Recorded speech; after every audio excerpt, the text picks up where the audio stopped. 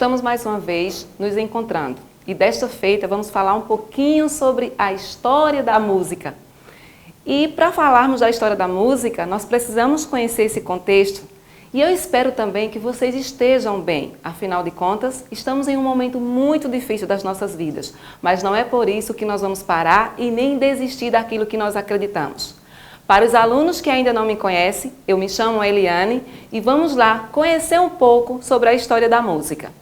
Para conhecer um pouquinho sobre a história da música, vamos refletir sobre esse pensamento. A arte não reproduz o que vemos, ela nos faz ver. Que bom que a arte nos leva para esse caminho. Tema da aula: História da música. Qual o objetivo principal dessa aula? Levar os discentes a refletirem sobre a importância da música desde os primórdios até a atualidade. Vamos lá! Vamos viajar um pouquinho sobre a história da música. Vamos conhecer o que esse universo tem para nos oferecer. A história da música. A história da música é muito antiga, visto que desde os primórdios os homens produziram diversas formas de sonoridade. E o que é música? Alguém já pensou o que é música? Já refletiu sobre essa palavrinha? O que é música? A palavra música é de origem grega, musique ou técne, a arte das musas. Mas a música também é uma combinação artística de sons e silêncio, seguindo uma pré-organização ao longo do tempo. Uma forma de transmitir o que é belo. Lembre-se, portanto, que a música ela é um tipo de arte que trabalha com a harmonia dos sons, o ritmo, a melodia e a voz. Então vamos lá. E a música ela vai se dividindo em vários períodos. E vamos dar início à pré-história. Como foi que a música aconteceu nesse período? Então, na pré-história, ela nasceu com a natureza. Ao considerarmos que os seus elementos formais, como o som e o ritmo, fazem parte do universo e particularmente da estrutura humana. O homem pré-histórico, ele descobriu os sons que o cercavam no ambiente e aprendeu a distinguir os timbres característicos da canção, das ondas que se quebravam na praia, da tempestade se aproximando, das vozes dos animais, e encantou-se com o seu próprio instrumento. E qual era o seu próprio instrumento? Nada mais, nada menos do que a sua própria voz. A evolução da música. Aí nós vamos conhecer a música no Egito. Como é que aconteceu nesse período? No Egito Antigo, ainda no século 4000 a.C., a música era muito presente, configurando um importante elemento religioso. A música era empregada de forma a complementar os rituais sagrados em torno da agricultura, que era farta nessa região. E os instrumentos utilizados eram harpas, flautas, instrumento de percussão e cítara, que é um instrumento de cordas derivado da lira.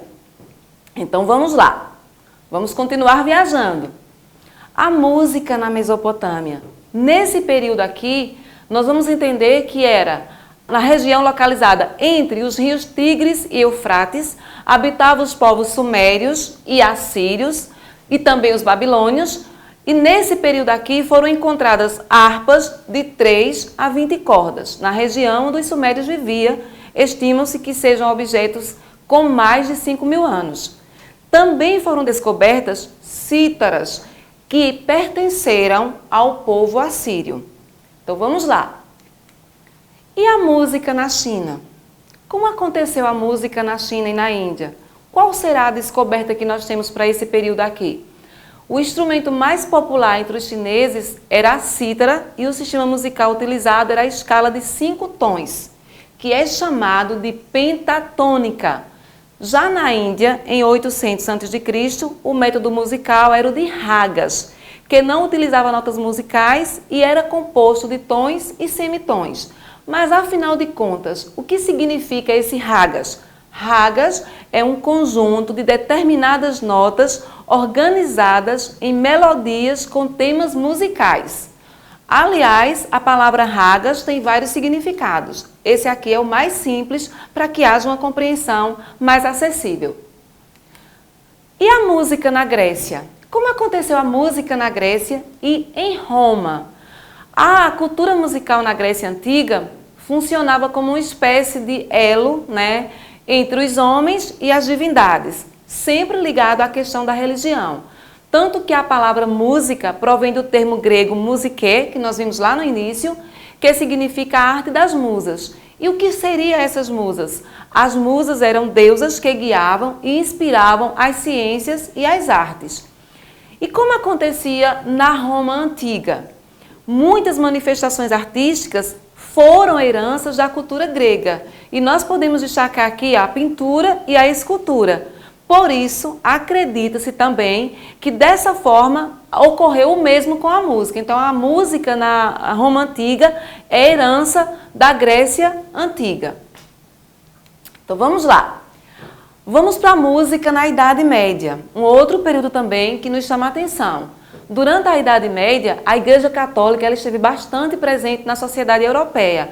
E nesse período aqui, a Igreja Católica ela ditava conduta moral, social, política e artística. Ou seja, a música não poderia ser feita de acordo com aquilo que o compositor produzia, mas ele primeiro precisaria de uma autorização da Igreja Católica. Outra expressão musical do período que merece destaque são as chamadas cantigas de Santa Maria. E essas cantigas, elas agregam 427 composições, que são produzidas em galego-português e divididas em 4 manuscritos.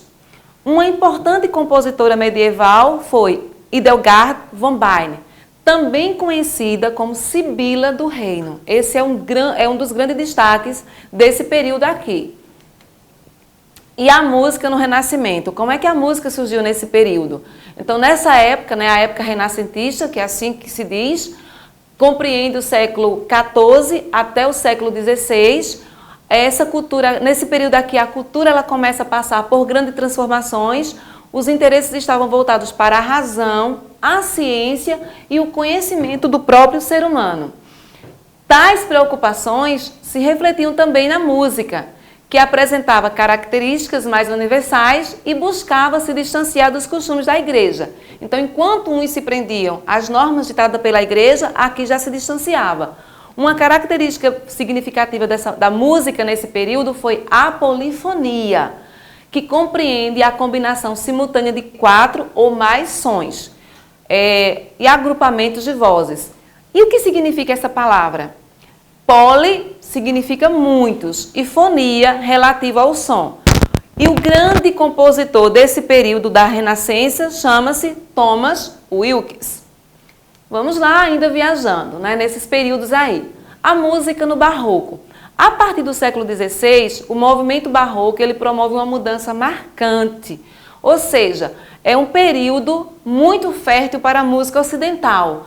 Apresenta novos contornos tonais, como a utilização do modo jônico, que significa modo maior, e o modo eólio, que significa o modo menor.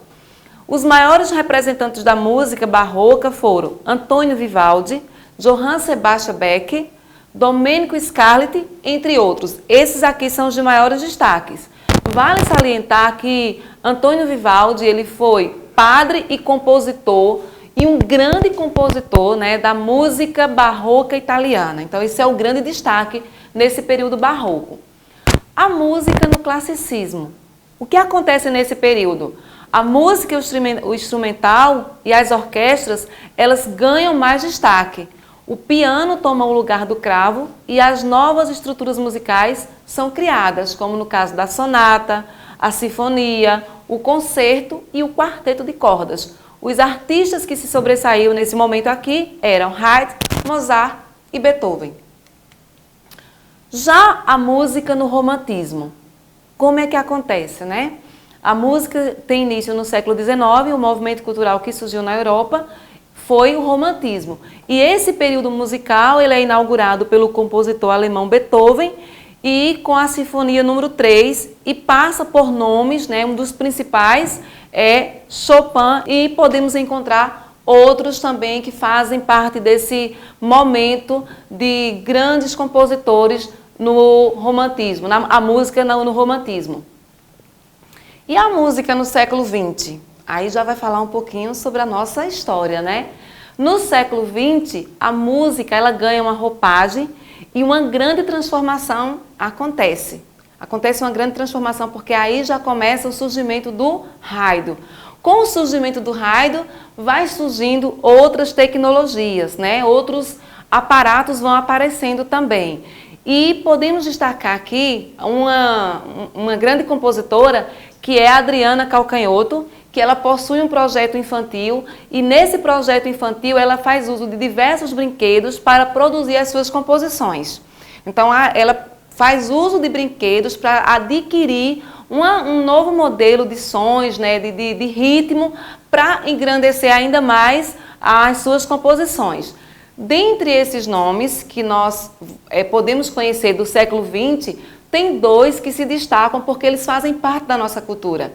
Heitor Villa-Lobos e Chiquinha Gonzaga, que não poderia deixar de fazer parte desse período, principalmente enquanto mulher, porque ela quebra tabus e ela está ali já nos representando como mulher. Então ela faz todo esse diferencial em relação à música, que é a pianista carioca Chiquinha Gonzaga. E podemos observar que nesse período nós temos outros nomes que também são destaques. E aí vamos para mais um momento, né, que são os momentos importantíssimos, que é da atividade, certo? Não basta apenas apresentar o conteúdo, mas é preciso também que nós possamos trabalhar um pouquinho, né, entender um pouquinho como tudo isso se deu. No sexto ano, os alunos irão trabalhar o que é música, né? Como se divide os períodos relacionados à história da música e poder explicar também quais são as sensações para a humanidade, né? O que aconteceu nesse momento para a humanidade, como é que a humanidade cresceu em relação à música. Já para o sétimo ano, nós vamos também trabalhar com a música, mas de um outro formato. Por quê? Porque aqui nós vamos pensar qual a importância da música realmente para a humanidade, né? E também para os egípcios. Trabalhar com a questão do verdadeiro e falso, observar as alternativas e tentar interpretar se essas alternativas são verdadeiras ou se elas são falsas. Na quarta questão, o aluno vai estar observando como a música era empregada, né? E a forma como era complementada esses rituais sagrados. E também apresentar como era que eram apresentados esses rituais, como era que eles eram apresentados para a sua comunidade ou para a humanidade de um modo geral. Então essas são as questões do sétimo ano. Já para o oitavo ano, eles vão falar também sobre a importância da música para a humanidade, vão trazer características da música no período renascentista e vão explicar esse período. Vão falar também sobre o período musical no barroco, vão explicar as principais características da música no classicismo e no romantismo e quais são os principais compositores que estão relacionados à música romana. Também irão falar um pouco, né, vão fazer uma pesquisa para falar um pouco sobre os compositores Heitor Villa-Lobos e a Chiquinha Gonzaga. Também, na atividade do oitavo ano, eles poderão fazer uso de alguns instrumentos, né, como usar o TikTok ou quaisquer outros meios que eles achem adequado, que eles possam produzir sons, que eles possam criar um vídeo e assim estar passando para o seu professor. Nesse momento, eles precisam, de fato, fazer uso da criatividade. No nono ano, eles vão iniciar falando sobre a música no classicismo e no romantismo e explicar também os principais compositores no período romano. No século XX, também irão abordar a importância sobre os grandes compositores Heitor Villa-Lobos e Chiquinha Gonzaga. E aí eles vão fazer uma pesquisa sobre esses dois compositores. Quem foi o grande responsável em estabelecer as relações entre a matemática e a música? Então, quem é o grande filósofo que representa, que faz essa representação aí? Vou falar também quem são os compositores que mereceram destaques na Idade Média e quantas são as composições agregadas a esse período. E a última questão, eles vão produzir sons, aliás, né, fazendo uso de objetos que eles têm em sua casa. Isso pode ser garrafa PET, pode ser caneta, pode ser saco plástico, vai depender da criatividade do aluno. E é isso, pessoal. Estamos aqui para mais esse momento, dizendo para vocês que estamos na torcida, não desistam, acreditem em vocês. O ano foi difícil, mas nós podemos superar cada dificuldade e seguir sempre em frente de cabeça erguida. Obrigada.